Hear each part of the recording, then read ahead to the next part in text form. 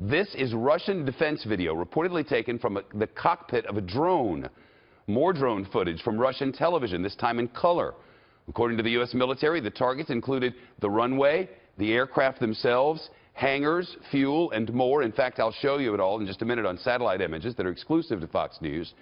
And this video from Syrian state television, reportedly from near that very base. If you look in the distance there, you're able to see some smoke on the horizon. Of course, for President Trump, this is clearly his most dramatic military order since taking office, a drastic change to the president's personal opinions on Syria and the U.S. military action.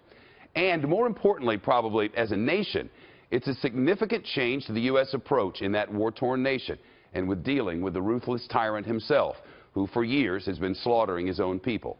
For his part, Assad called the U.S. strikes reckless and irresponsible, and his advisor accused the United States of helping ISIS. The aggression of the U.S. on Syrian airport today is a proof that the United States is not intent on fighting terrorism, but on giving a helping hand to terrorists. Well, beyond Syria, the White House is now in a new world with Russia, it would appear.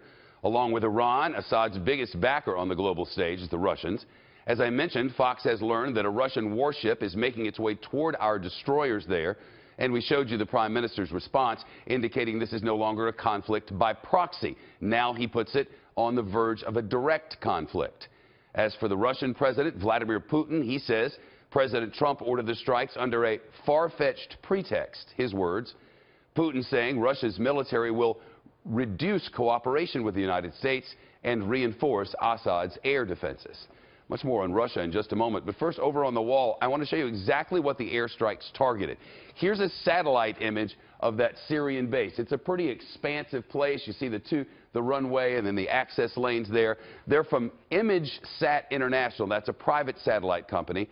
Obviously, it's difficult to make out exactly what we're seeing here. So let's add a little color to this map, and this will give you a better idea of really what everything is. Let's watch the colors. In the yellow over here, those are described as double-hardened aircraft shelters, basically reinforced hangars.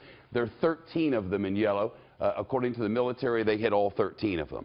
In orange, those are workshops. You see the one dot right up there for aircraft maintenance.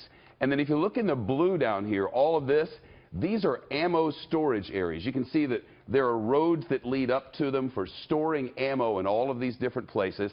And where each blue circle is, that's where a Tomahawk missiles strike. Fox is told the strikes took out all 10 of those storage areas. And then let's look in red. These red dots here around this labyrinth of roads, the red is defense and control systems. So in these areas, they're able to control what happens in the flight pattern here. And finally, in green, fuel and storage reservoirs. It looks like there are 3 of them right here. Officials say that the strikes wiped out most of them, but they say a couple are left.